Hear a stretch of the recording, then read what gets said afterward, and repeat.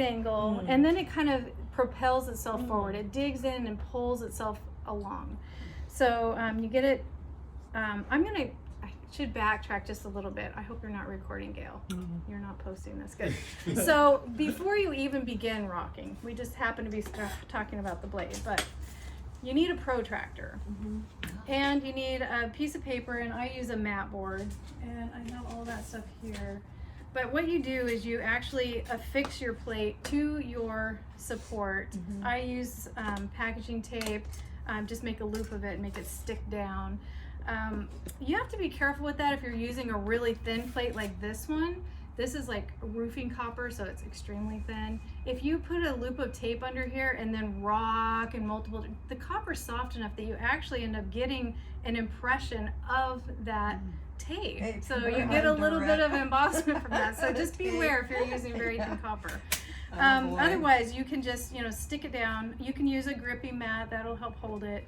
But you get it taped in position. What you want to do is rock your plate in multiple directions. I've heard at least 12. Wow. So yeah, to get that super fine, you want to get this dense velvety black. So you have to have a whole lot of texture. So you're chewing up the plate with this rocker blade. And so once you have that tape down, you can actually make marks outside of your plate, and that's going to act as your guide.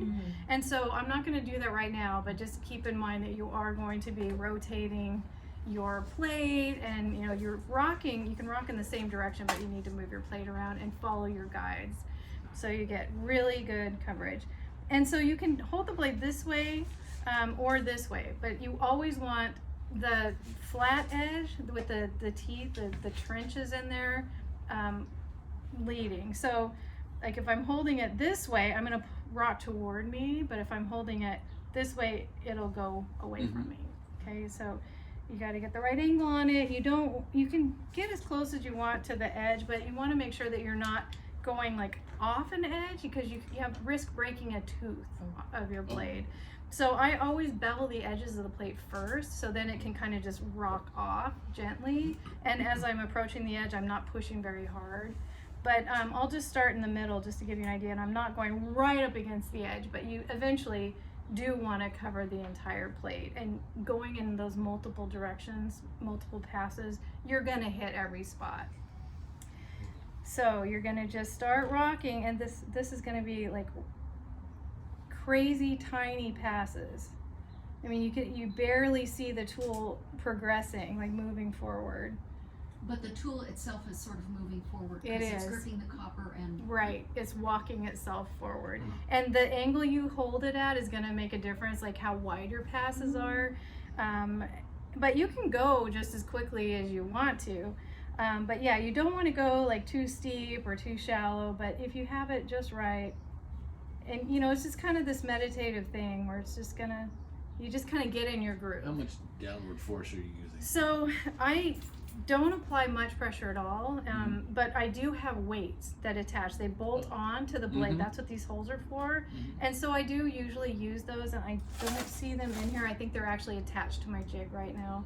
So that does help, and then you don't have to apply as much pressure. It really doesn't take, you don't need for the marks that you're making to be very deep. You just need the density. So even just looking at those passes, you can see and you can feel with your fingernail the texture that is created. You can pass that around if you'd like. But you're going to go in all those different directions until when you hold it up in raking or diffuse light, you can see if you have any shiny spots left. You don't want any shiny copper. You want it all to be that velvety, smooth texture. And I have a couple of plates here that have been rocked and scraped and burnished. This is in progress, and this is just a proof of the plate. So it's this way actually. And so then you can evaluate it. You can see like where you want to do more scraping and burnishing to bring out the highlights, and if you need to darken any areas. But hopefully the darks are gonna stay dark. If you've rocked correctly, you shouldn't have to go back unless you've made a mistake and you want to make a correction. Can you go back? You can go back, and if you needed to, you could use a smaller rocker blade. If there's just a small area where you scraped and you're like, oh, actually I wanted that area to be darker, you can rework it. I don't recommend it. I would try to, you know, just Let it go. yeah. So if you finish that one part, then you have to do the other two sides, right? So after you, Because it's only in the middle. yeah, so you would either need to have a wider rocker so you can get all the way across the plate, or you do multiple passes. So like I did this in the middle, then Yeah. I would move over here, Is and it- you want them to overlap slightly. Ah, So you know you're not missing like a Right. trench in between, okay. and then over here, Right. and once you've got this whole thing, and you Yeah. can start. I usually start on an edge actually, and then just move across that's this like- way. Yeah. So Okay. you'll get that the whole thing rocked in that one direction, super tight passes. Mhm. Then rotate it, Mhm. and then rock again. And this is going to take many passes just to get across with 12 this. times. So, yeah. All there, all this way, this way, this way, this way, Mhm. and then diagonal, and you're doing the whole thing again, and then you have to go the opposite diagonal, and then you have to go kind of in between your diagonals. So And, like 12 different. yeah, so 12 different directions. Some people will actually rock 24 directions. And so you can imagine how time consuming it is just to prep the plate. You have to be really dedicated, and you have to love the process, Mhm. you know. But to speed it up a bit and to make it easier on your joints, you can actually use a jig like I showed you on the phone, or you can use a pole. If you use a pole, it's actually better because your passes are going to be straighter. With the shorter distance, because of the arced blade, you'll get a little bit of curvature in there. Mhm. You know, it's like that's a natural thing that happens. Mhm. So the longer the pole is, the straighter it's going to travel. How do you work the jig again? Like how does the pole work?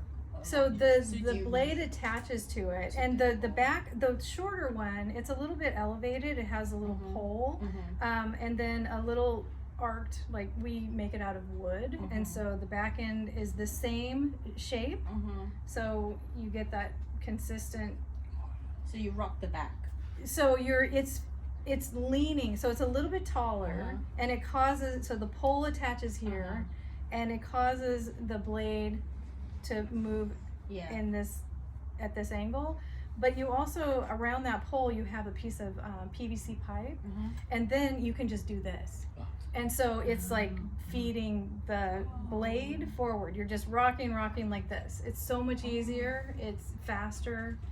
So I recommend using a jig if you're going to Can do I see some the jig rocking. again? Yeah, so this is just a photo of a jig that you can build yourself.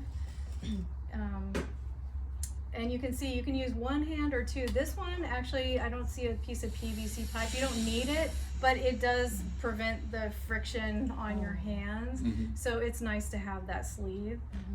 Mhm. And even better is the pole. So it's the same idea where your jig, it's a little bit elevated, the pole, and then it comes down and attaches to your blade. And you have another sleeve on that, and it's just, It's better for your yeah, carpal tunnel. it's easier, And yeah. when you're doing that, does the copper then slide under the Your jig? copper stays put and your pole slides toward you. Yeah, so it's like we have a little like U-hook kind of a Mhm. situation to affix it into the jig at the Yeah. end, and it clamps to the table. Oh, okay. So yeah, and then it just kind of gradually your blade will pull itself forward. Mm-hmm. Yeah.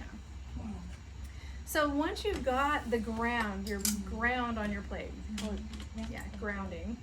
So once that's all prepped, so you can actually pull a proof of the ground and see if you have any light patches or anything, if you need to do any Mhm. more rocking. So I usually bring it with me, and I didn't, but I like to use a squeegee to push the ink into the texture. It's just very soft. It's actually a piece of squeegee that you use for screen printing, Mhm. so very flexible. But you can also use like a leather dauber, and you can like push.